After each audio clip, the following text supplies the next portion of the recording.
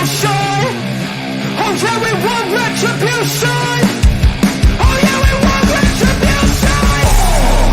Yeah, we ran out of patience. Boil up with the cold hard hatred. I can feel the vibration. Beat in the streets, it's a new sensation. I wanna break faces on the pavement. I wanna make greatness look complacent. Adrenaline awakened, I can taste it. We can make an impact, grab and then take it.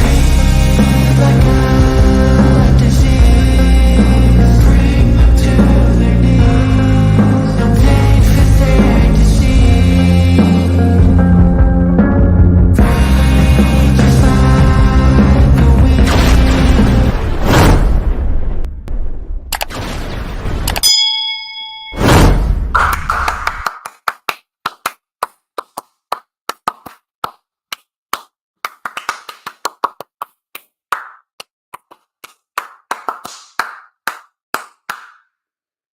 Ladies and gents, I am the one and only DJ Storms, and I would like to welcome each and every single one of you back here to a very special edition Sunday stream on the 7th day the Lord rested, because DJ Storm said, "Don't worry, big guy, I got this." And I would like to welcome each and every single one of you back here to the Rewind. This is the official Rewind for WWE FastLane 2023, which of course streamed live yesterday evening on the Peacock, that is. Get your mind out of the gutter, you fucking savages. Peacock, last night from Indianapolis, Indiana, starting at 8 p.m. Eastern time. And I hope that you guys had a very, very good weekend. We are getting set to wrap up the month of October towards the end of the month. Yeah, I know, Hooligan. Peacock. I almost said that we're getting ready to wrap up the month of October. We're just beginning the month of October. I don't know why the fuck I said that. Either way, thank you very much for joining me here. I greatly appreciate each and every single one of you stopping on by. We're just making a couple last-minute edits, and we are going to fix up the Facebook group. I don't know why we didn't go live on the Facebook group, but I see that we got a nice, solid crowd. We got ourselves Hooligan and Jeremy Lewis in here to start us off. Thank you, gentlemen, for stopping on by. And we're getting set to talk some pro wrestling on a Sunday afternoon. WWE FastLane is in the books. And now we are on the road towards WWE Crown Jewel in Saudi Arabia. That is taking place on Saturday, November 4th, starting at 1 p.m. Eastern Time. And FastLane, I know a lot of people had their reservations about FastLane. I know a lot of people were not too excited going into FastLane simply because of the fact that WWE TV, minus the last couple weeks, has not really been all too good. However, what we got last night, I didn't really expect too much, but what we got last night was a pretty solid premium live event overall. Was it their best pay-per-view? Was it their strongest effort? No. And why would WWE put their strongest effort into a B-level pay-per-view at the beginning of October when we got Crown Jewel, which is pretty much going to feel like a WrestleMania, especially with that crowd. And then we got Survivor Series with potential War Games coming on in, with the Bloodline and the Judgment Day working together, and then a potential return of CM Punk. Why would WWE give away all their plans? Why would WWE showcase their best hand at Fastlane? But overall, there really wasn't much to sit here and rant about. We got some great wrestling. The show was paced very, very nicely. It flew by. It was a very quick 2 hours and 50 minutes, 2 hours and 55 minutes. We had some surprises, a surprise return. The only thing that really felt off was the outcome to the first match. That was the only hiccup on the show. Outside of that, I can't really sit here and overly complain about the show that we got. I can't really sit here and rant and rave. I'll do a little rant on the outcome of the first match. Trust me on that. I will be doing a rant on that. But for the most part, it'll be a very positive stream. It'll be a lot more toned down. I'll be a lot more analytical because, again, there really wasn't much to sit here and get upset about. And if you got upset at this show, I mean, I don't really know what you're getting upset about because for the most part, everything went off exactly how it should have went off. Was it the best show? No. But did it do what it needed to do? Yes, it did. But before we get into the festivities here, and we're not going to waste too much time, obviously I want to get my self-brand promotion and my advertisements out of the way. Please make sure, if you have not already done so, please make sure that you follow me on social media, whether that be on Twitter or X, as they call it now, or Instagram at HistoryMakerDJS. Once again, that is at HistoryMakerDJS. I am currently live across 7 different accounts across 4 different platforms. If you guys want to watch me from any of those platforms, please feel free to do so. Although I feel like my YouTube channel is really going to be the platform that's booming during this Sunday stream. So please make sure you follow me on social media at HistoryMakerDJS, both on X and Instagram. You can add me on my personal Facebook as well. For collaborations and business inquiries, please send me an email. My email is, of course, StormsTakeOver@gmail.com.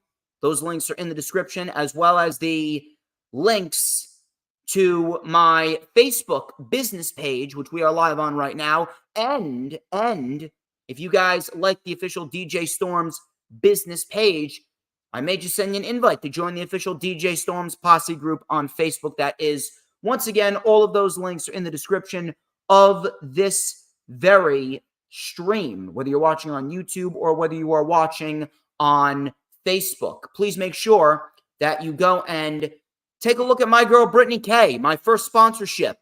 Brittany K, she is a wonderful human being. She's an amazing woman. She does beautifully crafted designs from scratch on her iPad. So if you guys are looking for some great wrestling designs and if you're looking for some X Abbeys or X banners, please make sure you go and show her some love.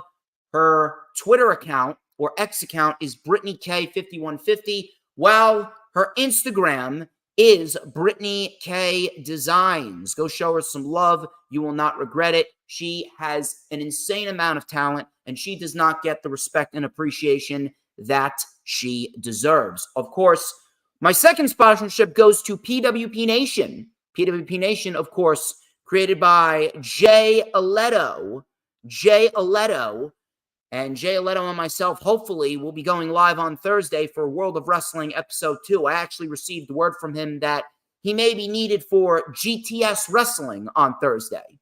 I got fucking Grimm's Toy Show taking Jay Aletto on Thursdays when we're supposed to be running World of Wrestling on the second Thursday of every single month. I don't even like Grimm. I think I may have to take a stop by GTS Wrestling here in New Jersey, and I think I may have to have a conversation with good old Grimmy. Hopefully, we'll be going live on Thursday. I'm going to get the lowdown from him either tomorrow or Tuesday, and then I will start promoting it. Lots of good topics, though. We will get to these topics of discussions. Don't get me wrong. We will get to these topics of discussions. We will talk about FastLane. We will talk about AEW Wrestle Dream. We will talk about the injury to Adam Cole. Is it legit or is it a work? We will talk about Tiffany Stratton's status after her 2 losses to Becky Lynch. She's buried. And we will also talk about the recent jump in quality of Raw and SmackDown, at least over the course of the last couple weeks.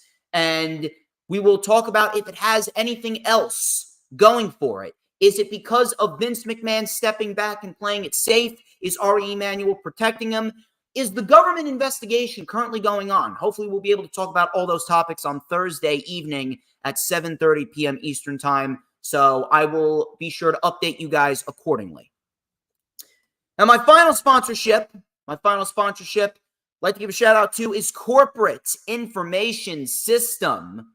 With more than 4 decades of experience, Corporate Information Systems is recognized by Forbes as one of America's best recruiting firms. They specialize in providing recruiting solutions to companies in a variety of industries, such as high tech, food and beverage, construction, and medical devices. Now, finding the right candidates can be a time-consuming and challenging process, which is why CIS offers a wide range of services designed to make your recruitment process easier and more efficient. They provide a seamless and stress-free experience for both clients and candidates. So if you guys are looking for a trusted recruiting partner to help you fill your hiring needs and or to help advance your career, contact my friends over at Corporate Information Systems.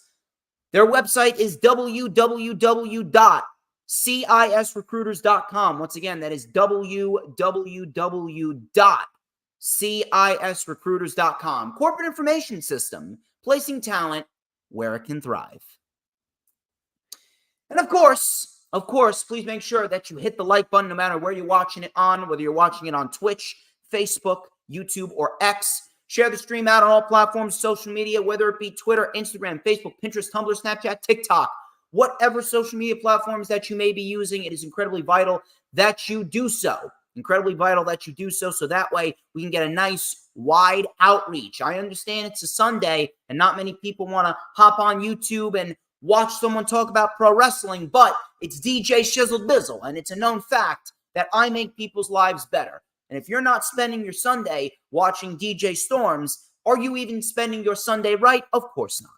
Of course, please make sure that you hit the subscribe button, whether you're watching it on the Hardcore Sports YouTube channel or my YouTube channel. It is incredibly vital that you do so because it helps me out. It helps the Hardcore Sports brand out, gets our name out there. We're looking for 800 subs on Hardcore Sports YouTube channel. We're looking for 2,200 subs on my YouTube channel. So please, guys, if you have not already done so, share the stream out. It is currently live, once again, on 7 different accounts, 4 different platforms. We got a nice, decent little crowd. Hopefully, we'll get some more people in here. We got Sarah Hapka, Jeremy Lewis, Adam Carl, Dee Dee, and Hula Grim. A lot of good people, and I'm sure we'll get plenty more individuals as the stream goes on. And of course, when you hit the subscribe button, you got to hit that notifications bell with a huge coup de grace, because that way you're going to know whenever I pop up on YouTube. Because whenever I pop up on YouTube, oh baby, it is the best time to be on YouTube. And James Punaseca, you made it just in time, because you made it just in time to get to see me promote this glorious sideburn chin strap combination and this beautiful mustache right here. You know what time it is. Hold on, it's a little deep in this pocket. Hang on. Oh yes. Oh yeah. Oh yeah. This beautifully crafted, magical Ace black comb. I gotta blow on it. It's so hot. And we're gonna light it up right here on the rewind with a little and a dash of and a whole lot of just like popcorn chicken and mini pizza bagels, which I had for lunch this afternoon. I am just so good. I am the tastiest snack in the IWC. Everybody wants a piece of the Storms Meister. Let me touch up this pompadour right here. And yes, I know I'm wearing a New York Yankees shirt, and they're not even in the MLB playoffs because fuck the Yankees. They can't do shit. I don't know what the fuck's going on with them. How hard is it to fucking win a baseball game with the talent that they have? They got shit management. Anyway. Enough of the chit chat, enough of the self-brand promotion and the advertisements. Let us get straight into the festivities here. And I'm assuming that since no one has mentioned it, I'm assuming that my mic my mic is working okay. And if so, I'm glad that it is. And I'm coming in good. The picture is good. Obviously, you got to get a good picture on this amazing fucking facial hair. FastLane. Pretty decent show. Not bad whatsoever. So the pre-show, there wasn't anything on the pre-show except for one thing. Jade Cargill made her first main roster appearance on WWE TV. She showed up in what looked to be a Cadillac Escalade of some sort. I don't know. I can't really tell cars apart. But she arrived in this very, very, very nice looking truck. It may have been a Cadillac Escalade. And she stepped out of the car, and we had paparazzi taking pictures of her. And Triple H came in, shook Jade Cargill's hand, and she went to talk business with Triple H. And that was her first legitimate WWE TV appearance. I find it so hilarious and downright pathetic, if you ask me. So hilarious and so fucking pathetic that Jade Cargill is having the red carpet rolled out for her, and she's not even all that good. She's not even worth half of the hype. Not even half. She's not even worth 25% of the hype that she's being given by WWE. She's being touted as one of the biggest free agent signings in recent memory. If she's getting all this fucking hype, she better, and I mean she better be ready. Because all I'm seeing is a woman who was barely decent in AEW, did not even get the proper opportunity to establish herself, and she was merely there. She was given the treatment that she was given because of her look and her look only. Meanwhile, she was being outperformed from an in-ring perspective by every single other individual around her, whether it be Athena, whether it be Hikaru Shida, whether it be Sky Blue, whether it be Willow Nightingale, whether it be Chris Statlander, it doesn't matter. She was literally being outperformed by everybody. She wasn't even worth half of the hype that she was given in AEW. We all thought that she would have been a major star, and you know what? She had the potential to do that, but she was never going to improve at the rate that we wanted her to improve in a place like AEW, because AEW does not have a performance center. AEW is built around the best independent, experienced talent that the world has to offer. There was only 2 individuals that came into AEW with little to no experience. Jane was one of them. The other was Anna Jay. Anna Jay's getting a little bit better, but she's not where she needs to be either. But Jade Cargill was never going to grow at the rate that we wanted her to grow in. Now that she's in WWE, now she can work at the Performance Center. But it honestly feels like WWE is just shoving her into the spotlight just as a petty maneuver towards Tony Khan and AEW. And it's not a good look. I'm sorry, but it's not a good look. I don't give a fuck who you are. I don't give a fuck if you have a great look. I don't give a fuck if you can talk. I don't give a fuck if you have the it factor in terms of appearance. I don't give a fuck if you're marketable. Fuck that. Fuck that. Fuck marketability. Fuck a look. Fuck toy figures. Fuck the business. I'm not here to talk about the business aspect of pro wrestling. I talk about enough business aspects when I'm at my accounting job from 8:30 to 5 p.m. Monday through Friday. I don't need that shit.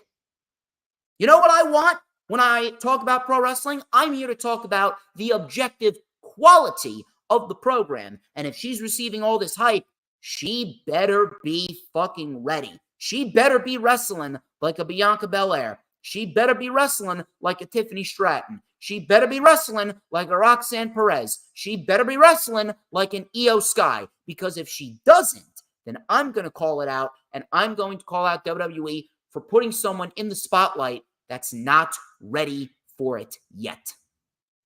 Time is probably your greatest friend and your greatest enemy. It's all about the proper time. You push someone when the time is right. You don't need to market someone that's not ready yet, as if there isn't dozens of other individuals, dozens of other women in that division that you can market and still make a ton of money off of. You don't need Jade Cargill. As Jade Cargill once said, cut the shit. So that was on the pre-show. Didn't really mean much of anything. The main show. We got the pay-per-view started at 8 p.m. And for the first 15 minutes, we had a video package and 3 long entrances. So the in-ring action did not start until 8:15. And that was the case for the majority of the pay-per-view. We had about 45 minutes, a combined 45 minutes. And in those 45 minutes, we saw video packages and long-ass entrances. So let me get this straight. You can squeeze in 45 fucking minutes of video packages and entrances, but you can't find 15 minutes for Gunther and Tommaso Ciampa on this show? I'm sorry. That is fucking inexcusable.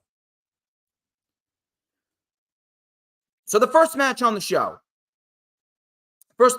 was Cody Rhodes and Jey Uso. We had, it's just me, Uso.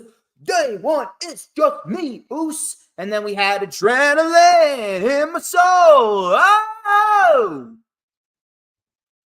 They took on Damian Priest and Finn Balor. This was for the undisputed WWE Tag Team Championship. I didn't really mind this match at first, and I didn't really mind it because you weren't going to leave Jey Uso and Cody Rhodes off the show, number one. And number two, I kind of had it in my mind that this would have been the day or the night or the show where J.D. McDonough finally becomes a full-fledged member of the Judgment Day. But based on what happened, it doesn't look like that's going to happen, which to me, if you ask me, is kind of fucking stupid. Kind of fucking stupid if you ask me. And the outcome of this match was not good at all. Like I said in the beginning, this was probably the only hiccup on the show, the only major negative on this show. The match itself, though, was great. That much I will say. The first match on the show and the final match on the show, the opening match and the main event, those are the 2 matches in which I would encourage you to go out of your way and rewatch because they were very good. So I will say this. For FastLane, they had these NASCARs with the FastLane logo on them on the stage. So that was a nice little touch. So we get to this match. Jey Uso was isolated early on. Damian Priest caught him with a nasty kick. Balor came in with an axe kick. That got a 2. Jey fought back and took out Priest. He tagged in Cody. He lit up Finn Balor with a snap power slam. We had a disaster kick. That got a 2. Dragon screw on Damian Priest, and the left knee of Damian Priest, that was the story of this match. So, after the Dragon screw by Cody Rhodes, we had Finn Balor catching Cody with an Eye of the Hurricane and a shotgun drop kick. Cody then cut Balor off on the top. Big stalling superplex by Cody. That looked very nice. Tag to Jey Uso. Tag to Damian Priest. We had a super kick and an uppercut by Jey. Enziguri connects. Jey Uso then with a diving crossbody for a 2 count. We had a leaping flatliner by Priest. Jey kicked out. Priest and Balor then was sent to the floor. Jey Uso with a suicide dive onto the Judgment Day. In the ring, we had an Uso splash, and Finn Balor saved it. Cody came in and delivered a Cody cutter to Balor. Priest then was speared by Jey Uso. Uso went up, and then out came Dom and Rhea. We had a super kick to Dom, and we had a stare down with Rhea Ripley and Jey Uso, and Rhea Ripley was being very flirtatious, and she was trying to manipulate Jey Uso. She was trying to cause the distraction. And then all of a sudden, Jey Uso breaks free from this spell of Rhea Ripley. He was crotched on the top turnbuckle. Damian Priest with a Hurricane Rana off the middle rope. Finn Balor with the coup de grace. Cody Rhodes saved it. So after Cody Rhodes saved it, we had a 4-way standoff. We got a 4-way brawl. We had a sling blade by Finn Balor. We had a super kick on Balor. In came J.D. McDonough. We had a super kick by J.D. Jey was in a roll-up position, and I believe it was Finn Balor that kicked out. Rhea Ripley hit Jay with the briefcase right in the face, and Finn Balor rolled up Jay. Jay kicked out. So that was a nice near fall right there. Finn Balor then tagged in Damian Priest, and Damian Priest delivered a South of Heaven to Cody Rhodes on the apron. And then Finn Balor, he was still the legal man at this point. JD McDonough was going to help Damian Priest. JD McDonough had the briefcase in his hand, and he was going to hit Cody Rhodes. He was going to hit Cody Rhodes and then allow Damian Priest to take advantage. The referee was distracted. JD McDonough accidentally hits Damian Priest with the briefcase in the bad left knee. And then Cody Rhodes with a crossroads on the table. The table didn't break. Back in the ring, we had Jey Uso with a Tope Con Hero onto JD McDonough and Finn Balor. And then in the ring, we had a 1D Cody Cutter combination, which looked very, very nice. And then Cody Rhodes delivered the crossroads on Finn Balor. 1, 2, 3, and we have ourselves new undisputed WWE Tag Team Champions.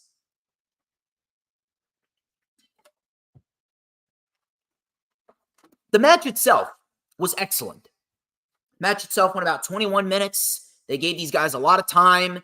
The pacing of the match was very nice. There was no slip-ups, no botches. It went exactly how it needed to go. It was perfectly fine. I didn't have an issue with it. The outcome, though, I don't understand who in their right mind would think that this is a good outcome. First of all, the tag team division right now is going through a bit of a renaissance, right? You got the Viking Raiders in there. You got the New Day. You got the Brawling Brutes. You got Pretty Deadly. You got the Judgment Day. You got Kevin Owens and Sami Zayn. You got the Alpha Academy. You got Imperium. You got the Street Profits in there. You got the LWO. You got all these teams, and yet you throw together Cody Rhodes and Jey Uso to randomly win the Undisputed Tag Team Championships out of nowhere after the Judgment Day barely held them for a month. Judgment Day legitimately held him for a month, and now Judgment Day just lost him. So the question that I have here is, if you were building up all these other tag teams and you have all these other tag teams being showcased on the show, why would you even contemplate giving the titles to Cody Rhodes and Jey Uso? I don't know who the fuck made that creative decision, but whoever made that creative decision should be fired. Secondly, why did you even bother giving the Judgment Day the Undisputed Tag Team Championships to begin with? If you were going to have the Judgment Day lose the Tag Team Championships within a month, why did you even give it to them to begin with? If anything, it makes me feel like Kevin Owens and Sami Zayn should have retained at Payback last month. If anything, it came off like WWE doesn't know what the fuck to do with the tag team titles. You ended Kevin Owens and Sami Zayn's run as the tag team champions to give the Judgment Day a 1-month reign with the titles just to give them to Cody Rhodes and Jey Uso. It's starting to feel like the tag team titles are what the TNT title was before Christian Cage got a hold of it. Because Christian Cage is doing the best work of his career right now with the TNT Championship. And him and Luchasaurus, they are brilliant together. And then you add Nick Wayne. I'm absolutely loving what Christian Cage is doing. Everything that Christian Cage touches turns to gold. But before Christian Cage got a hold of it, AEW creative didn't know what the fuck to do with the TNT Championship. Now we're falling right back into that same boat with the WWE Undisputed Tag Team Championships. I'm sorry, but if you are not going to invest long-term with an individual holding a championship, don't bother giving them the title to begin with. If you're not going to invest in a long reign, I'm not saying it needs to be 1,000 days like Roman Reigns is holding the Undisputed Universal Championship. I'm not saying we need to have every title reign be like Gunther, where he broke the longest reign as the Intercontinental Champion, where he's holding it for 500 days. I'm not saying that, but if you're not going to invest in at least a 4 to 5 month reign with a championship on a certain individual or a tag team, don't even bother giving them the championship. There should be no such thing as a short title reign. Short title reigns, they devalue the championship and they devalue the individual's fighting for the championship. You actively are making the tag team titles feel like a hot potato. You are actively devaluing the tag team championships more than you've already devalued them. It was bad enough that the Judgment Day won the tag team championships and then lost them. But now with Jay and Cody as the tag team champions, what's going to happen now? Are the Judgment Day going to win them back? Are we going to have another Trick Williams type of scenario? And then finally, why exactly is Cody winning the tag team titles when he is set to be traded over to SmackDown? Is this their way to get Cody Rhodes over to SmackDown to finish up what he's got going on with Roman Reigns and getting another match with Roman at WrestleMania 40? Why do we need Cody Rhodes to win the tag team titles to get over to SmackDown to fight Roman? Didn't they say that there was going to be a trade? If there was going to be a trade for Jey Uso, because Jey Uso, he was from SmackDown, and then he migrated over to Raw thanks to Cody. If Jey Uso was going to move from SmackDown to Raw, who exactly is going to move from Raw to SmackDown? Who exactly on Raw that could be moving to SmackDown would be a logical decision? There's nobody but Cody Rhodes. Cody Rhodes is the only individual that makes sense. He's the only individual that would even come to anyone's mind. There's nobody else. What, are you going to trade Sami Zayn back over to SmackDown? You're going to trade Kevin Owens over to SmackDown? You're going to trade Drew McIntyre over to SmackDown? You're going to trade Shinsuke Nakamura over to SmackDown? You're going to trade the Alpha Academy over to SmackDown? No. It's going to be Cody Rhodes. So Cody Rhodes is already in the books to be traded over to SmackDown, which he should be. Anyone else would be fucking ridiculous. If Cody's already in the books to be traded over to SmackDown, why did he need to win the Undisputed Tag Team Championships with Jey Uso just to facilitate that storyline with Roman Reigns picking up again? I mean, the brand split is never followed anyway. We've had set rosters for Raw and SmackDown for how long now? We've had set rosters for Raw and SmackDown since May of this year. And yet, almost every week, we have Raw superstars going over to SmackDown and SmackDown superstars going over to Raw. And then we got Raw and SmackDown superstars making NXT into the Wild Wild West. They're bringing back the fucking Undertaker to go and make an appearance on NXT. They're bringing in John Cena and Paul Heyman and Asuka. I mean, holy shit, you want to talk about desperation and pettiness. The brand split rules aren't followed as they are.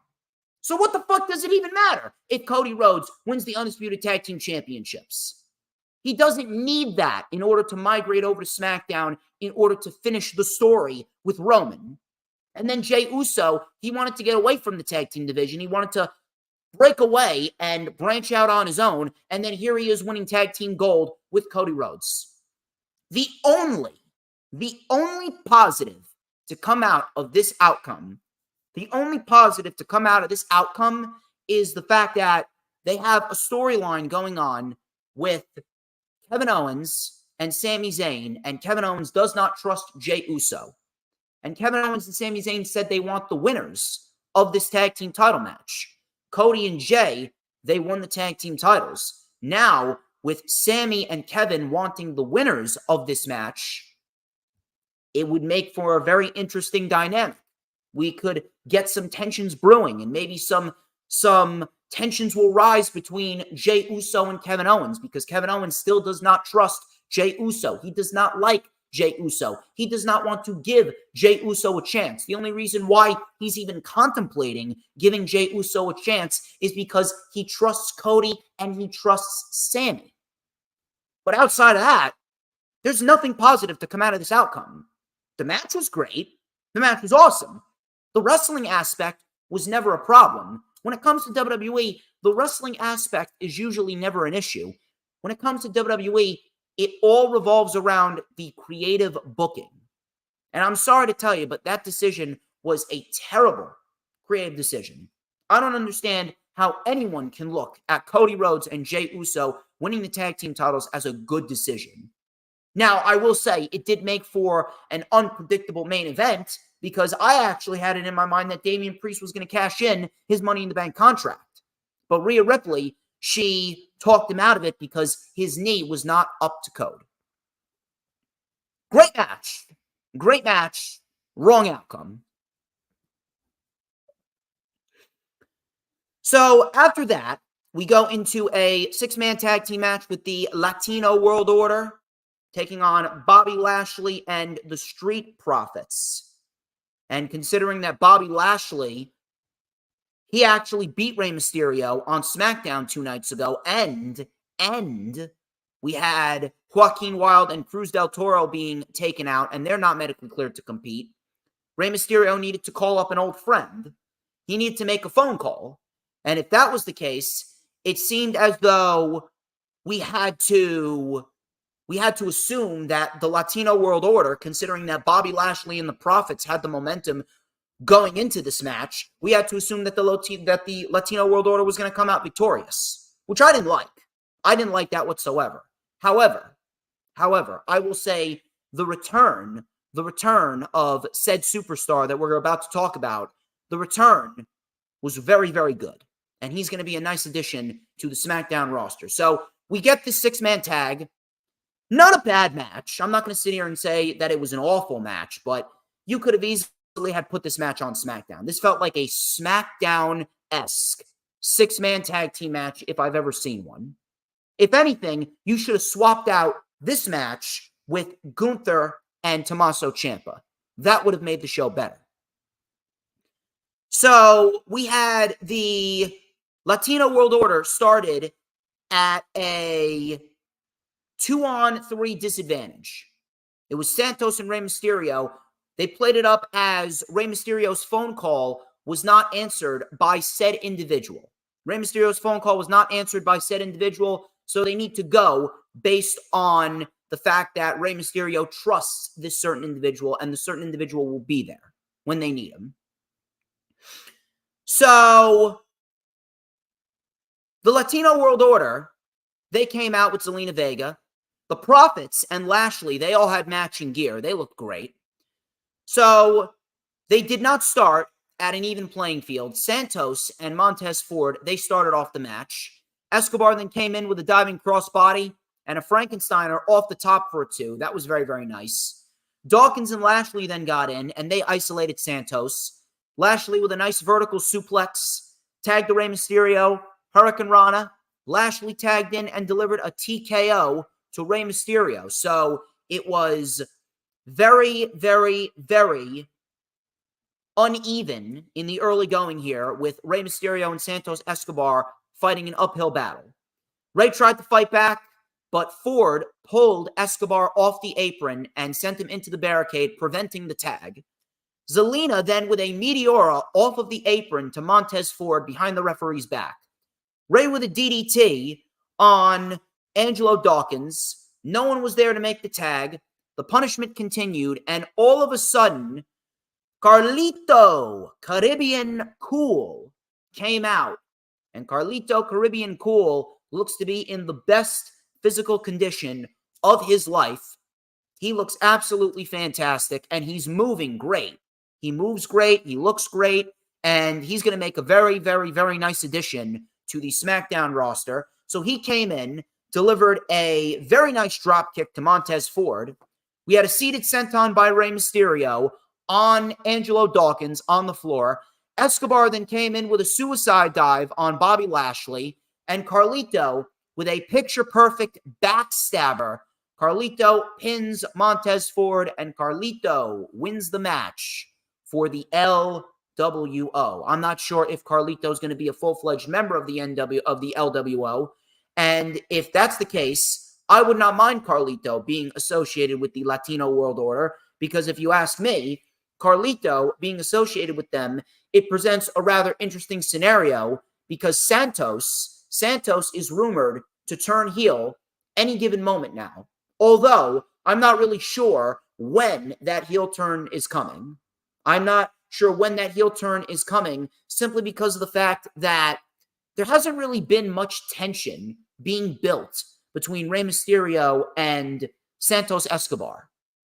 And without tension, it's very, very hard for me to decipher when the heel turn exactly is coming.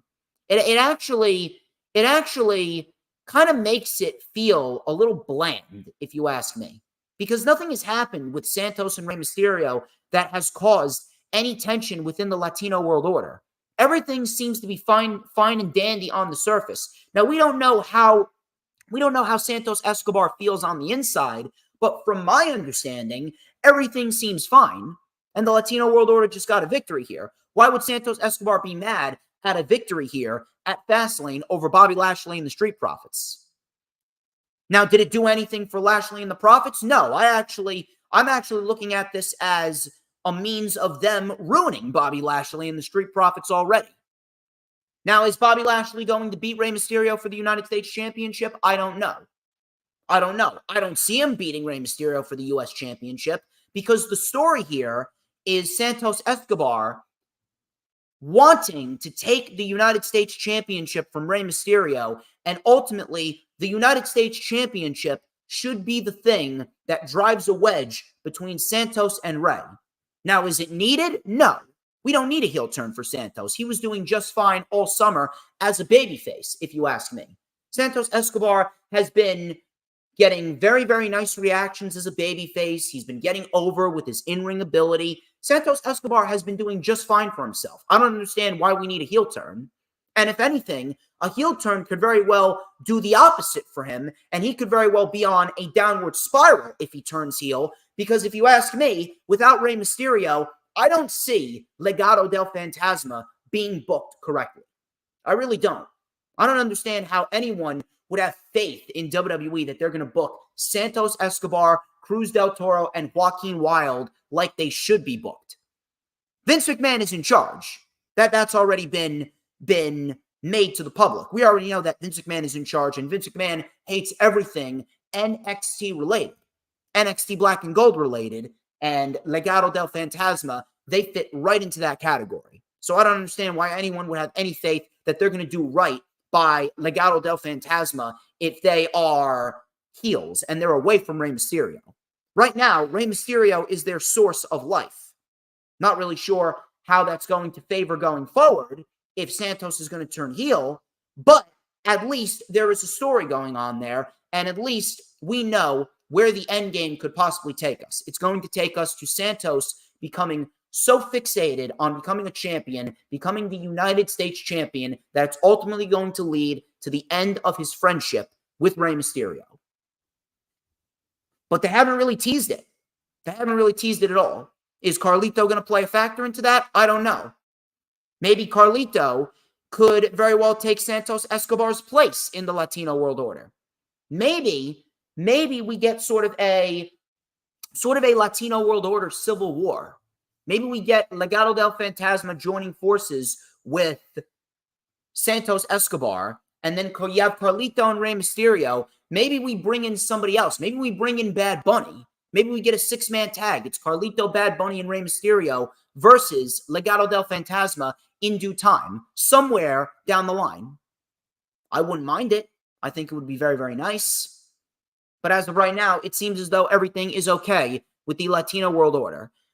Decent match, nothing over the top and nothing special. Really felt more like a SmackDown match, felt more like an Angle, if anything. However, the return of Carlito was very, very cool. No pun intended there. Although this was probably the weakest match on the show.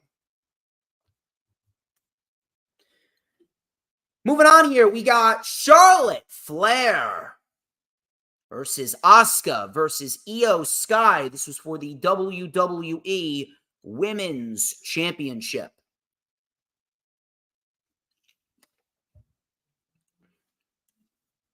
Now, I predicted that considering Charlotte Flair came out victorious on SmackDown 2 nights ago, I predicted that we were going to see Io Sky come out victorious here. However, I had it in my mind that Io was going to pin Asuka because 99% of the time when it comes to these triple threat matches, Charlotte either wins or she loses, but she is not the one that takes the pin. That has happened how many times? It's happened at SummerSlam this past summer with Bianca, Charlotte, and Asuka. Then it happened a couple years ago at WrestleMania Backlash with Rhea Ripley, Charlotte, and Asuka. When it comes to these types of scenarios, Charlotte is always the one that either wins or she loses, but she doesn't take the pin. But I had Io Sky retaining, and that's exactly what we got. And I don't even believe that I'm saying this. This was probably the most shocking outcome, not of the night specifically, because I had Io winning. It's about who she pinned. The shocking part about it is who she pinned, and it was probably the most shocking WWE moment that I've seen in many, many, many years. So the match itself, though, I will say, was a very good triple threat match. I would say this was probably the third best match on the show, and it was better than what we got at SummerSlam with Bianca, Asuka, and Charlotte. I feel like those women were a little botchy over there. There were a couple of missed spots in this match as well. But for the most part, everything in this match, it went pretty smoothly, and the crowd was into it. It was placed at the right part of the show, right in the middle, and we had the right outcome. So ultimately, I can't really do too much complaining here. So Asuka, right out of the gate, she sprayed the mist into Charlotte Flair's face, and it actually reminded me of Survivor Series 2009. It reminded me of Survivor Series 2009, where we had DX and John Cena in a triple threat match for the WWE Championship, and then right out of the gate, Shawn Michaels super kicked Triple H. So that's what it reminded me of. So right out of the gate, missed within the first 10 seconds of the match. So Charlotte was out for the time being. Asuka and Io had a one-on-one encounter. We had a missile drop kick by Asuka on Io. Big kick by Asuka. Charlotte came in with a big boot, fall-away slam on Io, and a back suplex on Asuka. We had a rolling stomp by Io, and the crowd was actually very much behind Io here. They were actually chanting, "Charlotte sucks." They were chanting, "Charlotte sucks." And man, do I love Indianapolis. I'm not from Indianapolis. I don't care to be from Indianapolis. My man, little Stevie, is from Indianapolis, so I'm cool with Stevie, but I never really understood the whole shebang with Indianapolis, but I'm starting to like Indianapolis. Really, really, really starting to like Indianapolis right here. So thank you very much, Indianapolis, for chanting "Charlotte sucks." She does. She really does. And one thing that I'm very happy about is Io is being appreciated. And she's getting very, very, very nice babyface reactions. Meanwhile, Damage Control, Bayley specifically, she is getting heel reactions while Io is getting babyface reactions. And that right there is something that I hope will play into a story down the line going into WrestleMania. So Io and Asuka, they went back and forth a bit. We had a springboard missile dropkick and a German suplex from the middle rope by Asuka. We had a sliding kick for a 2. Charlotte then came in with a double crossbody, which did not look good. Charlotte then with some chops to Io and Asuka. Charlotte with a double suplex on Io and Asuka. We had a front flip double clothesline by Charlotte. She pinned Asuka. That got a 2 count. Io and Asuka then traded roll-ups. Io was then whipped through the ropes by Asuka. Asuka Irish whipped her through the ropes into a suicide dive on Charlotte Flair. So that was very, very nice. Then Io then went up to the apron and she took out Asuka with a springboard moonsault. Charlotte then went up to the top rope and delivered a top rope moonsault onto Asuka and Io Sky on the floor. Flair then with a boot to Asuka. Io and Charlotte then were up on the top. They traded blows. Charlotte then had Io Sky in a Samoan drop position, right?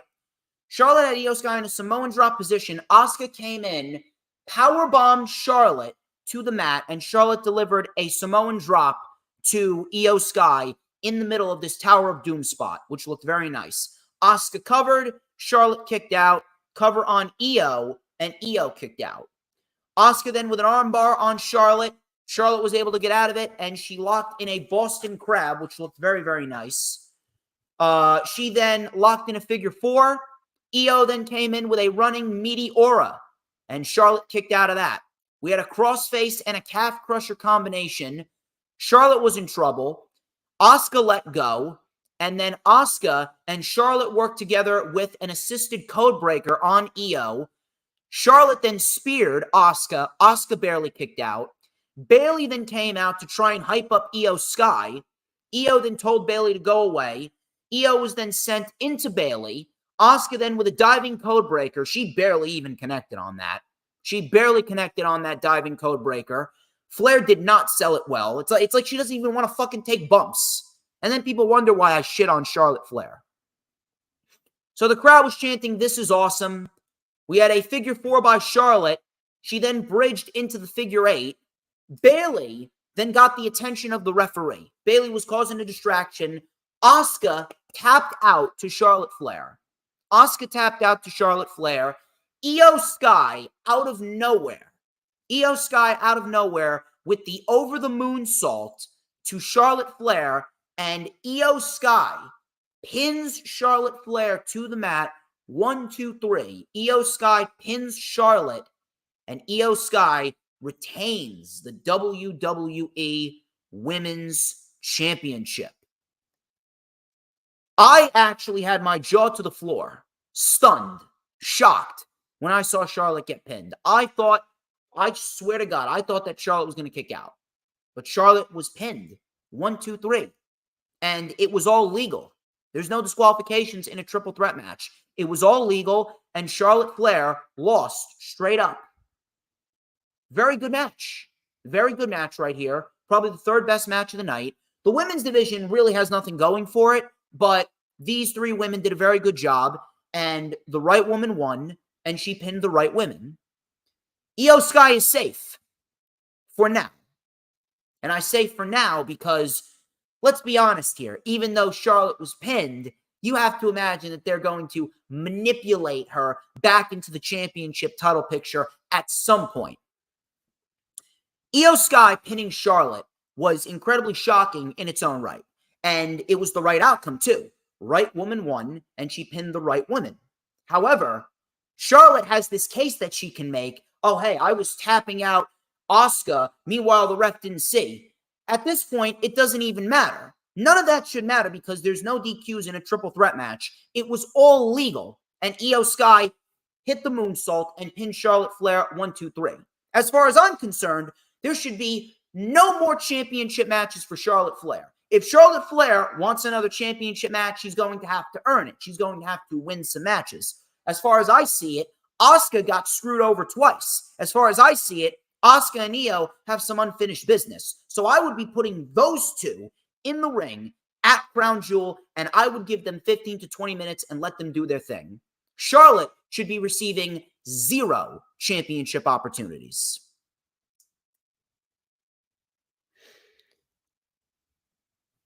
But in the end, Io Sky manages to escape Charlotte Flair. Very good triple threat. Io Sky put on a very good match with Asuka a couple of weeks ago. And Io Sky is doing very, very well with the Women's Championship so far.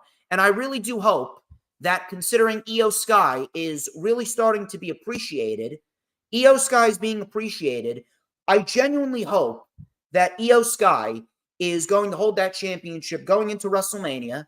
Bayley wins the Royal Rumble, and they tell the story of the Damage Control teammates imploding.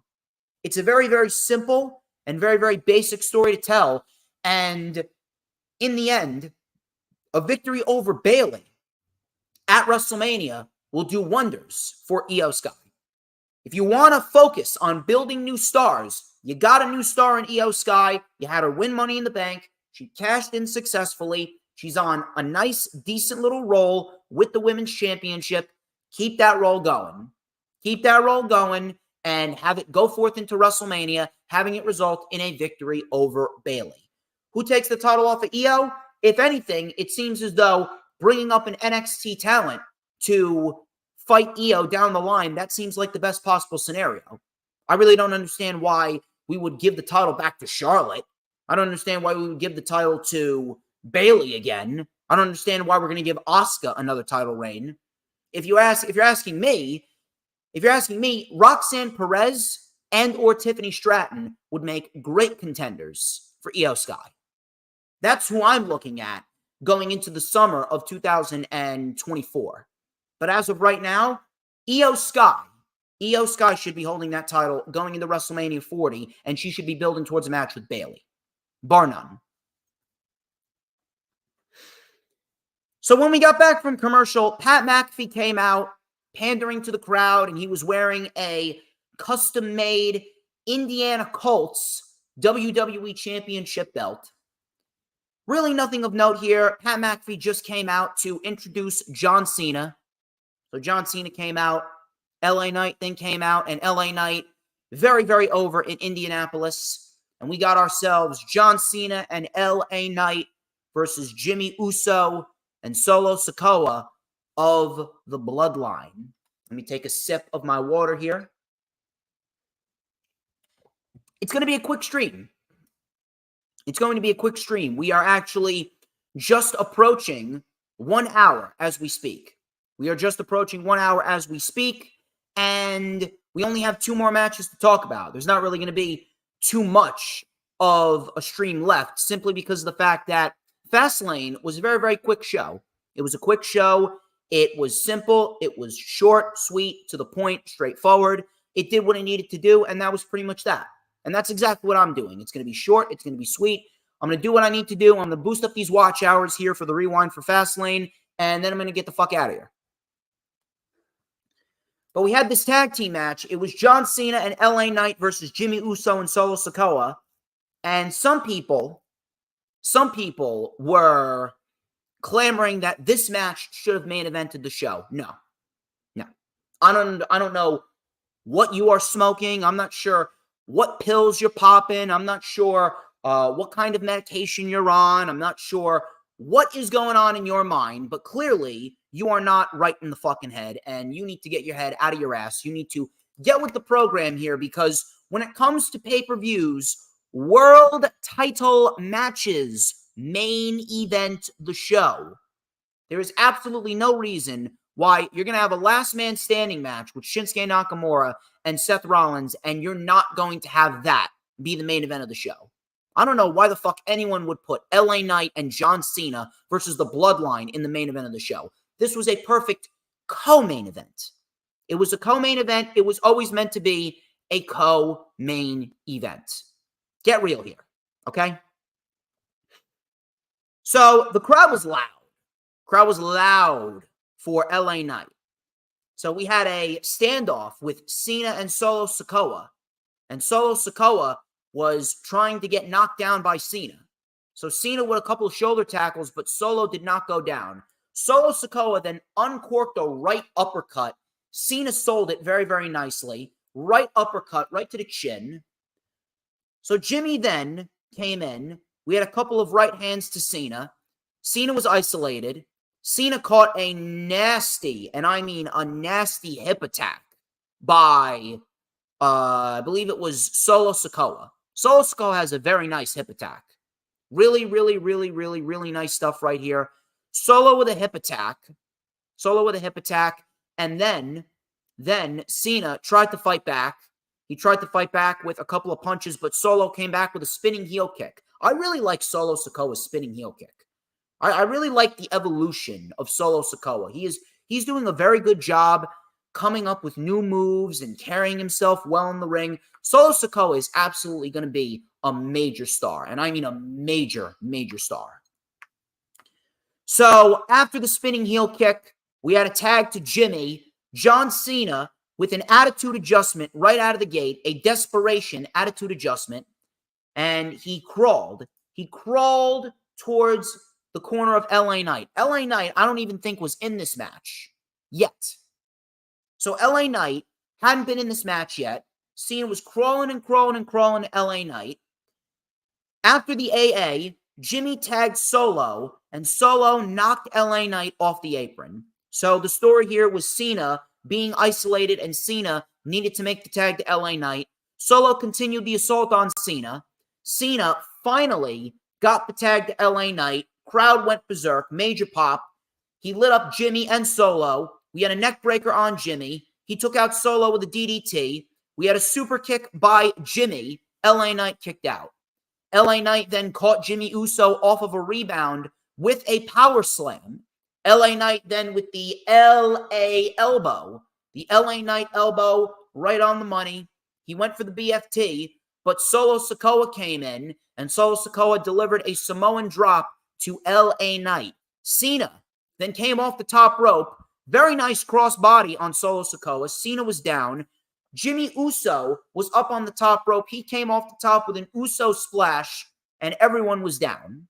So that was actually a very nice sequence right there. It was a Samoan drop by Solo on LA Knight, crossbody by Cena, Uso splash by Jimmy. Everyone's down. Crowd was chanting, "This is awesome. This is awesome."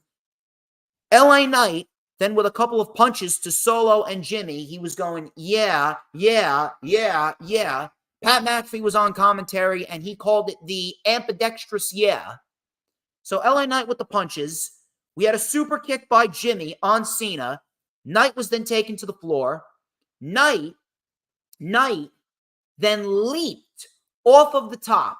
Knight then leaped off of the top. He was the legal man. He leaped up to the top in one fluid motion and delivered a superplex to Jimmy Uso. Jimmy Uso was down. John Cena did the 5-knuckle shuffle. And then LA Knight with the BFT. 1, 2, 3. LA Knight and John Cena win this match clean as a whistle. Couple of things here. Number one, this was as good as you could have gotten. Everyone did their spots here as they should do. Cena looked good. Cena did his thing. He did some cross bodies off the top rope. He was doing AAs. And the one thing that I really liked about this match, and this was very telling, I want you guys to make a mental note of this. The one thing that's very, very, very telling about this match is the fact that LA Knight, he spent a lot of time on the apron, and Cena was the guy that took all the offense. Cena was the guy that took the majority of the offense from Jimmy Uso and Solo Sikoa. And that right there, that is something that I appreciate, because normally if WWE does a celebrity appearance or WWE does an appearance of a legend, the legend is usually on the apron waiting for the tag, and the young star has to do all the work in that match. This was the opposite. John Cena was the guy that took most of the offense from the bloodline, and LA Knight was the guy that made the hot tag, and he got the victory for his team. That right there is very, very telling, and I really like to hope that that means that WWE is going to continue their investment in LA Knight. Now, are we going to sit down and breathe a sigh of relief and hold hands and sing Kumbaya? No. No, I still don't trust WWE. Why would we? Why should we trust WWE? Even with someone like LA Knight, even if he's getting a rub from Cena. Why should we trust WWE based on their history? And on top of that, why should we trust WWE when LA Knight realistically should be the United States champion by now? I mean, if we're going to be quite honest here, the fact that LA Knight did not win the United States title from Austin Theory at SummerSlam, it still doesn't sit right with me. It still doesn't sit right with me, and it really does come off like WWE missed a huge opportunity. Because at the end of the day, Santos Escobar, he does not need to turn heel. Why do we need Santos turning heel just to get the United States Championship off of Rey Mysterio and onto him? Why are we playing with Santos when we should be investing in the hot hand, LA Knight, now? If anything, LA Knight, he should be challenging Roman Reigns and beating Roman Reigns. Never mind challenging for the United States Championship. Fuck the U.S. title. Fuck John Cena. Fuck The Rock. Fuck CM Punk. Fuck Cody Rhodes. You know who should be taking the title off of Roman Reigns? LA Knight. He should be the guy beating Roman. With reactions like that and how over he's getting, how over he's gotten himself, LA Knight should be the guy to beat Roman. But then I have to hear reports that WWE is looking to do Cena versus Reigns at Crown Jewel. We don't fucking need Cena and Reigns at Crown Jewel. I don't fucking need that shit. If anything, if you're going to do John Cena competing at Crown Jewel, if anything, Cena can face Solo. Cena can face Solo Sikoa, and we can get someone else versus Roman. Whether it be LA Knight, whether it be AJ Styles, I don't know who it could be, and quite frankly, I don't give a fuck who it is, because let's be real here, Roman Reigns, he ain't losing that championship until WrestleMania. And if anything, when we get to WrestleMania, I still don't have any faith that they're going to take the title off of Roman like they should. At this rate, WWE is still in this fetish where we got to have Roman Reigns break Hulk Hogan's record. And we got to have Roman Reigns break Bruno Sammartino's record. It's fucking retarded. Really is. Cena had 2 opportunities against Roman. We had an opportunity with Cena and Roman at No Mercy 2017. And we had Cena and Roman back at SummerSlam 2021. We do not need a third match. We have already seen it.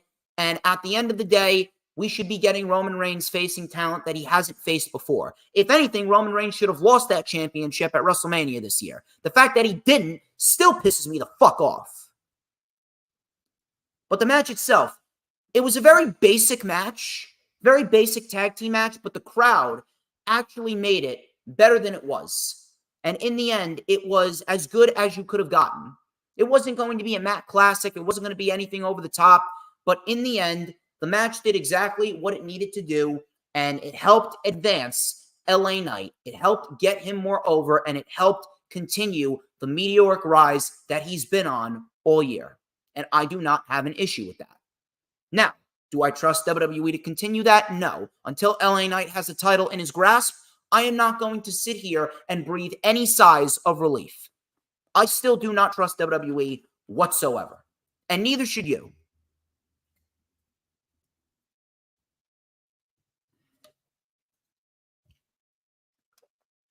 Regardless of that, still a fine match, basic match, but it was a fine match. It did what it needed to do, and this was the right outcome.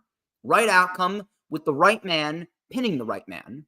Now, the story here is, what is Roman going to think of Jimmy? Because Jimmy is trying to manipulate his way back into the bloodline, although I don't know why, because Roman Reigns and Solo Sikoa beat him to within an inch of his life, and he's trying to get back within the fucking bloodline. Jimmy Uso looks like a fucking retard. But of course, that goes over everyone's head because everyone is so prone to just sitting down and accepting the bullshit that WWE gives them. Even with a decent pay-per-view, there is still bullshit that WWE serves you, and they expect you to accept it and deem it good. I'm sorry, I operate a little bit differently. Again, like I've been saying, I speak objectively, not subjectively. I've been speaking objectively my entire tenure here on YouTube. Nothing new here. Yeah, Dylan pretty much, he threw it out there. He's a cuck for Roman. Jimmy Uso is a fucking cuck for Roman. Fucking ridiculous. Main event. Seth Rollins and Shinsuke Nakamura. Last man standing match for the World Heavyweight Championship. The last couple weeks, I have to say, Rollins and Nakamura really amped up the feud. Now, when Nakamura initially turned heel, I was intrigued, and I didn't mind Nakamura fighting Rollins for the World Heavyweight Championship. I didn't mind it. And I didn't mind it simply because of the fact that we had a new individual jumping on into the world title scene. Seth Rollins has an overabundance of challengers. He ran through Damian Priest. He defended against Braun Breaker. He beat Finn Balor. And now we get ourselves Shinsuke Nakamura. I didn't have an issue with that whatsoever. And I didn't have an issue with that because what I want to see is I want to see new individuals in the major spotlight. And we haven't seen Nakamura in a major spotlight in quite some time. So the fact that we were getting that, I was happy about it initially. However, despite the fact that we got Nakamura as a heel, despite the fact that we got these very good anime-esque vignettes, these like Mortal Kombat-like vignettes where Nakamura is speaking in a very, very malicious tone and very calm, cool, and collected, and he's coming off very, very, very, very malicious, and he's trying to manipulate Seth Rollins into giving him what he wants. The promos that Nakamura was giving to Seth Rollins were very good, but the feud had no heat. The match at Payback was very good, but it had no heat. So we had to rely on the wrestling aspect itself. Now,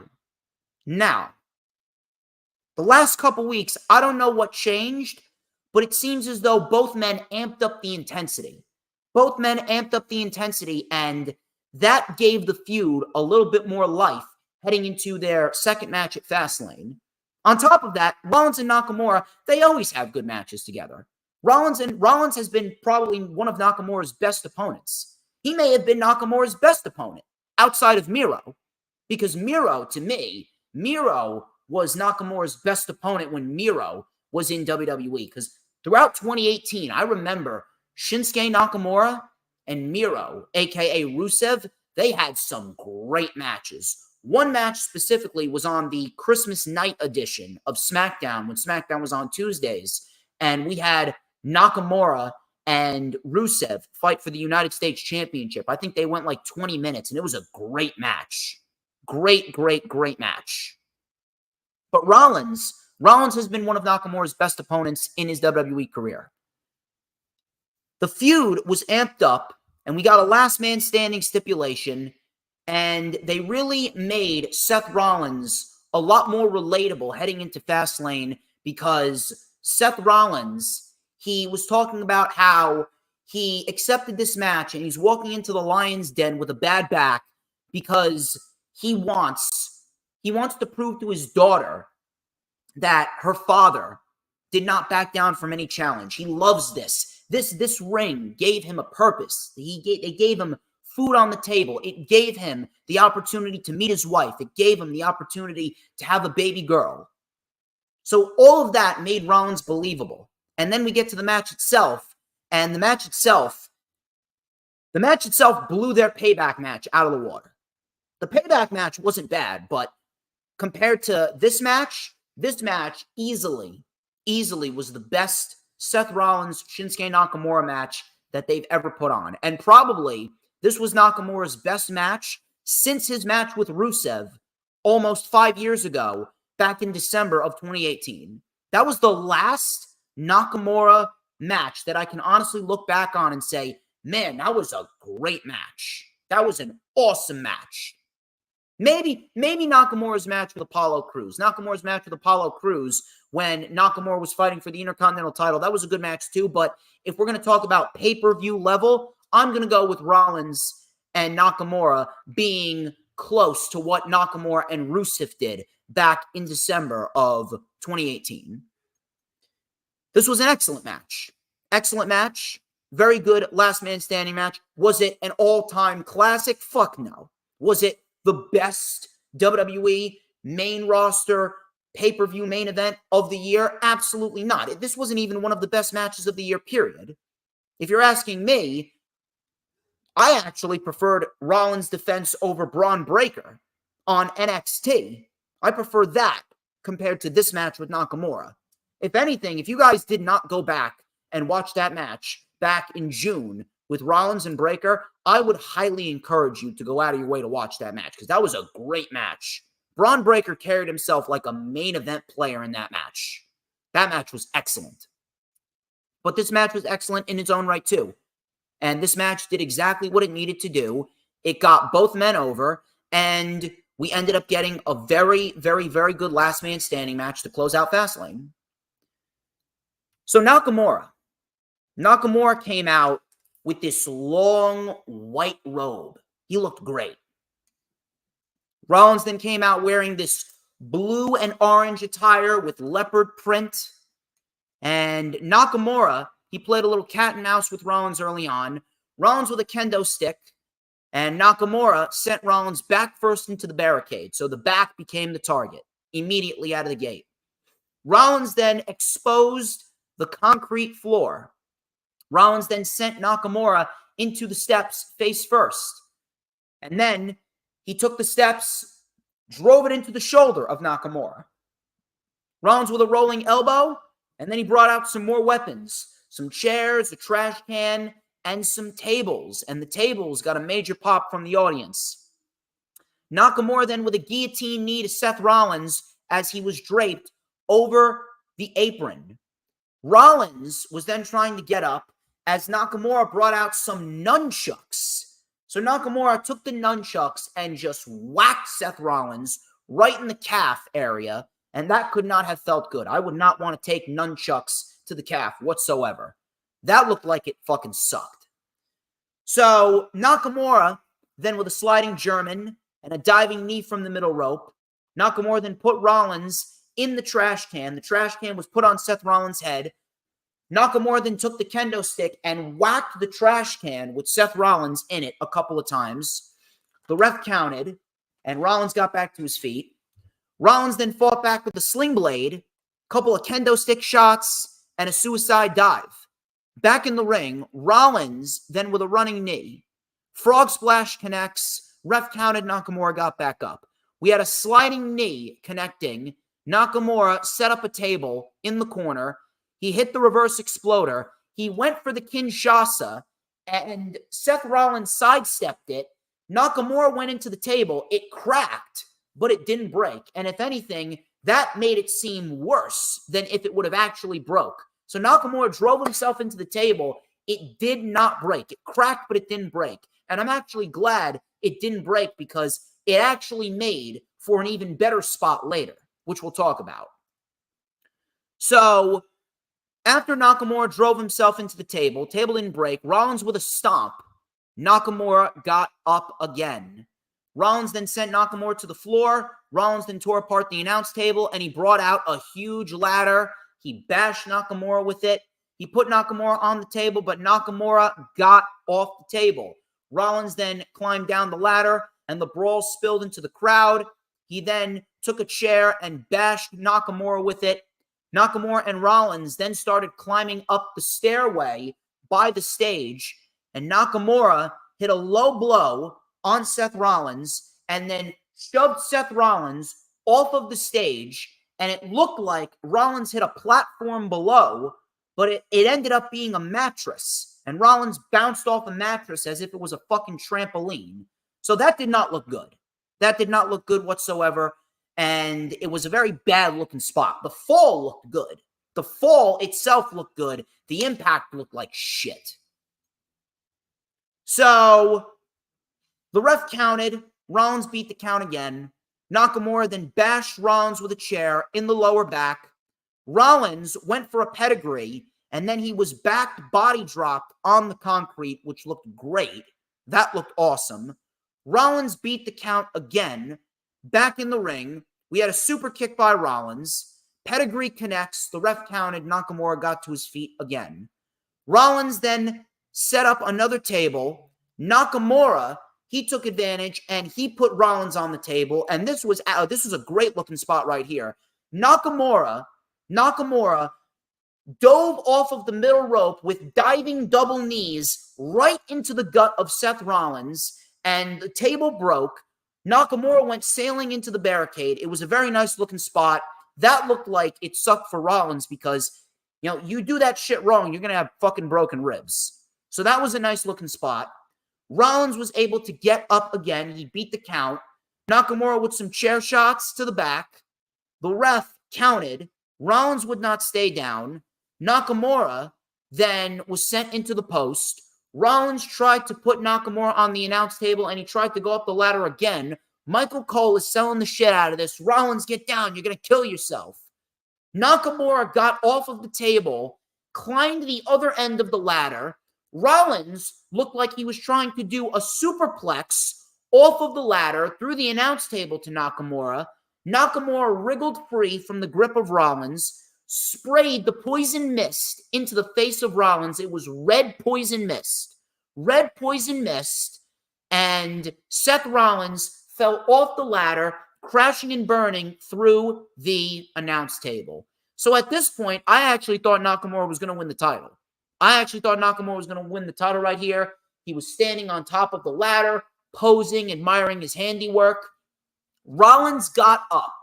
And Shinsuke Nakamura, he looked at Rollins in shock. He was pissed, actually. So the crowd was chanting, "This is awesome." Rollins would not stay down. Nakamura then said, "All right, fuck this. You want to get up from that? Fine. I'm going to fucking break your back." Nakamura delivered a sidewalk slam to a steel chair in the ring, sidewalk slam to the chair in the ring, and then he delivered a Kinshasa to Seth Rollins that sent Seth Rollins through the table that was still propped up in the corner, the table that did not initially break on the impact from Nakamura. And when Rollins went through this table, it looked great with the Kinshasa, and then the table just folded in on Seth Rollins. Seth Rollins was buried in the table. That was a great looking spot. Rollins, it looked like he was about to lose. 1, 2, 3, 4, 5, 6, 7, 8, 9. And just as the ref was about to count to 10, Rollins rolled his feet out to the floor. He rolled his feet out to the floor, stood up on the floor, breaking the ref's count again. So at this point, Nakamura is incredibly pissed. He sent Seth Rollins into the timekeeper's area. They brawled into the crowd. Nakamura and Rollins brawled onto a platform. Nakamura then got pedigreed on the platform, and then Rollins hits the stomp on the platform. The ref counted. Both men made it back to their feet. Nakamura wouldn't stay down. So then Rollins sees that there's 2 tables right below him. Seth Rollins, in the same manner, in the exact same manner that we saw Priest do this to Bad Bunny back at Backlash, Seth Rollins delivers a Falcon Arrow off of the platform through 2 tables below, exactly what Priest did to Bad Bunny back in May. Rollins just barely beat the count. The crowd was chanting, "Holy shit." And as Nakamura was about to make it to his feet at 9, he couldn't do it. He collapsed in a fit of exhaustion. Rollins stood tall, and Seth Rollins retains the World Heavyweight Championship in an excellent match to close out FastLane. I know some people were not happy that Nakamura didn't win. But I'm here to tell you that Nakamura was never meant to win. Nakamura was never the guy. Nakamura was never going to be the guy to beat Seth Rollins. Nakamura was simply an interim opponent. Nakamura was always an interim opponent. Nakamura was always going to be an opponent to help get Seth Rollins through a pay-per-view or 2. That's exactly what this was. Nakamura is not in a position where he should be winning any world titles. I want to see Nakamura win a world title. Don't get me wrong. I want to see Nakamura win a world title because Nakamura has busted his ass and he's done a lot of work and he's given WWE a lot to earn himself a world title victory. However, this isn't the time. Seth Rollins has given back to the wrestling industry. He has put over everyone under the sun. He has been as selfless as he could be. He's been putting everyone over, and he has been allowing others to eat at the table before he eats. It was about time that he benefited from that. You're not going to take the title off of Rollins when he has waited this long to have himself a proper world championship title reign. This is the best world title reign that Seth Rollins has had in his career thus far. And I don't want to hear about the run that he had in 2015. That run was tainted because of J&J security. Rollins was not booked well at all in 2015. He had great matches, but he was not booked well. Here, the matches that he had has been better. The matches that he's had with Nakamura and Balor and Breakker, they've been better. The booking of Rollins has been better. He's been portrayed like an actual champion. He's not being portrayed like a cuck, like he was being portrayed in that feud with Brock Lesnar back in 2019. Seth Rollins is being portrayed like a valiant, heroic babyface. He's being booked strong. He's going through punishment, and he's still coming out victorious. And he's over with the fans. The fans are not turning on him.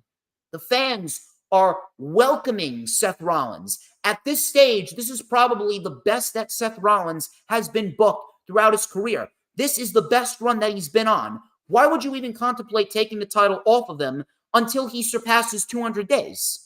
200 days minimum for Seth Rollins and this world title reign that he's on. You have so many more opponents to go through as well. You have so many more opponents left on the table for Seth Rollins. Ricochet, Kevin Owens, Sami Zayn, a heel Drew McIntyre, and Gunther. Why would you take the title off of Seth Rollins after all of those individuals that still have yet to fight Rollins during this world title reign? This version of Seth Rollins, we have not seen a match between this version of Seth Rollins and any other of those individuals. Why would you even contemplate taking the title off of Rollins now? 200 days minimum, so many more people that he has yet to face. If you're asking me, I'm putting him against Ricochet at Crown Jewel. I'm putting him against Ricochet and Crown Jewel, and I'm having Seth Rollins and Ricochet tear the fucking house down. That's what I'm doing. Where does Nakamura go from here? I don't know. I honestly don't know. I hope that they continue to portray him in the manner that they portray him in, because even though he lost, he still looked great in defeat. If you're asking me, I think that Nakamura would be a great fit to potentially win a mid-card championship, but we've been there and done that with Shinsuke Nakamura. It is very, very hard for me to tell you where Nakamura should go from here. They've gotten him over to a point where he is coming off like a legit killer. He's coming off like a beast. But where exactly do you go with Nakamura? It really doesn't seem like there is a place for Nakamura on WWE TV. It seems as though Nakamura is he's stuck in the same position that Seth Rollins was stuck in a couple of years ago. He's stuck in a position where he's helping everyone else get over, and he's allowing others to eat before he eats. He's still great. He is still awesome. Don't get me wrong. But it really doesn't feel like Nakamura has a role on television as we speak. Right now, you have Ricochet, you got Sammy, you got Owens, you got Drew, you got Gunther. All of those individuals are lined up for Seth Rollins. And Seth Rollins, he's having one of the best title reigns of his career and one of the best title reigns in WWE all year. Outside of the match with Finn Balor back at Money in the Bank, outside of that match with Finn Balor at Money in the Bank, Seth Rollins has had a great run as the world champion. Why would you take it off of him? I love Nakamura, but Seth Rollins right now, he is the priority, and it is Seth Rollins that should be taking that championship into WrestleMania to fight Gunther. Some people were even saying that Damian Priest was going to cash in. I don't know why you want to rush that. Why would you want to rush Damian Priest cash in? If anything, Damian Priest cash in should feel special. It should feel unpredictable. If you're asking me, Priest should not be cashing in that Money in the Bank contract until next year's WrestleMania. I was actually pissed that they lost the tag team titles, did the Judgment Day earlier in the night, because they left so many matches with the Judgment Day on the table as well. You already fucked up with the Judgment Day by taking the titles off of the Judgment Day. You could have done Judgment Day versus Alpha Academy, Judgment Day versus the Viking Raiders, Judgment Day versus the New Day, Judgment Day versus Imperium, Judgment Day versus DIY. That was your WrestleMania match, and you fucked it up. That was your WrestleMania match for WrestleMania 40 with DIY winning the tag team titles, and you fucked it up. So why exactly would you want to fuck up Seth Rollins' world title reign? Priest needs to cash in successfully. If he cashed in tonight, it probably would have resulted in a failure because he has a bad knee. We should get Rollins and Gunther at WrestleMania. Gunther wins the Rumble. We should have Damian Priest swoop in, and Damian Priest cashes in his Money in the Bank contract, making it a triple threat match in the same manner that Seth Rollins cashed in at WrestleMania 31 against Roman Reigns and Brock Lesnar. And we should have Priest pin Rollins, protecting Gunther. And Gunther and Priest is built up going into SummerSlam of that year, and that's where Gunther can win the championship. Damian Priest cannot have an unsuccessful cash-in. There should be no such thing as an unsuccessful Money in the Bank cash-in. That devalues the prestige of that briefcase. Gunther realistically should be winning as well, but there are certain cases where the Royal Rumble winner can lose. If Bayley wins the Royal Rumble, the ultimate goal is to get Io Sky over at WrestleMania. So if Bayley wins the Rumble and then lose to Io Sky, that's fine. If Gunther wins the Rumble and then Priest cashes in, pinning Seth Rollins, and Gunther is protected, and then we can build towards Gunther and the Judgment Day, and Imperium embroiled in a program all throughout the spring and summer, that would make for good television. Imperium and the Judgment Day, why wouldn't you want that? Why wouldn't you want that? And then after Damian Priest loses the World Heavyweight title, then we can focus on disbanding the Judgment Day and breaking them up, causing some tension between them. But why would you want to take the title off of Seth Rollins now? We need to keep Damian Priest protected with that briefcase. We need to protect Seth Rollins, and we need to give him some more matches going forward and really develop a World Heavyweight Championship reign for him, because this right here, this is the best run of his career. The match with Braun Breaker was great. The match with Balor at SummerSlam was great. Match with Damian Priest on Raw was very good. And the two matches with Nakamura were very good. This match obviously being the better of the two. I love Nakamura. I love Priest, but we should not be hot-shotting any title changes, or else we're going to end up with something like Cody Rhodes and Jey Uso. This was the right outcome. Rollins deserves a long and fruitful reign as the World Heavyweight Champion. No reason why Damian Priest should be beating Rollins at any other place other than WrestleMania. And then we can build towards Priest versus Gunther. But overall, FastLane was a pretty decent pay-per-view. Pretty solid. We did not really get anything over the top. No match of the year candidates. And if you're asking me, the only two matches that I would tell you to go back and watch were the opening match and the main event. But in the end, FastLane was not a disaster. Fastlane was a pretty decent show, and it continued a good streak of shows coming out of last weekend with NXT No Mercy and AEW Wrestle Dream. So I can't really sit here and complain about it. Minus the outcome of the first match, this was a decent show. And that's ultimately all I could ask for. I don't give a fuck about ratings. I don't give a fuck about attendance records. I don't give a fuck how many people are in the AEW audience. I don't give a fuck if WWE sells out 90,000 tickets for WrestleMania. I don't give a fuck about the business of the business. If you're one of these people that gives a fuck about ratings and finances and attendance records, if you give a fuck about these things and you are not working for the company, you are the fucking problem with the wrestling community. I am all for free speech. Trust me. I am all for free speech. I am all for getting your name out there on a platform and speaking your mind. But when it comes to shit like that, those people do not deserve a free platform. I'm sorry. Those people do not deserve a platform because their retardation makes the community worse than it really should be. They do not make pro wrestling fun. I speak objectively, not subjectively. But in the end, FastLane was a decent premium live event. And that's all I can really say. We are just over an hour and 30 minutes. I'm going to wrap it up. I got plenty of time left in my Sunday afternoon going into the evening. I'm probably going to catch up on some Ring of Honor, make some posts on PWP Nation. If you have not already done so, go check out PWP Nation Facebook page. That link is in the description, as well as the link to the PWP Nation website. Thank you all for tuning on into the stream. Thank you very much to Dylan, Sarah Hapka, Dee, Hooligan, The Final Hoss. You guys are great. You guys are awesome, and I greatly appreciate all of your support.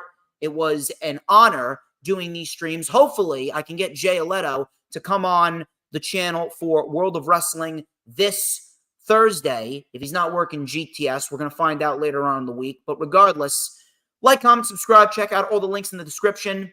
Obviously, we're going to have the Lightning Flash update coming to you guys going forth into the rest of October. We're going to have Lightning Flash updates galore. And then towards the end of October, beginning of November, we're going to pick it up. We're going to have some more streams, another rundown, another rewind.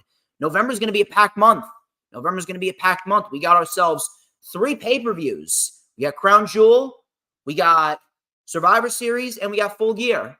Lots of shit going on in November. So we're going to have a couple of weeks of rest for Mr. DJ Storms. And then we're going to get right back into it. It is going to be a busy month of November. But thank you all.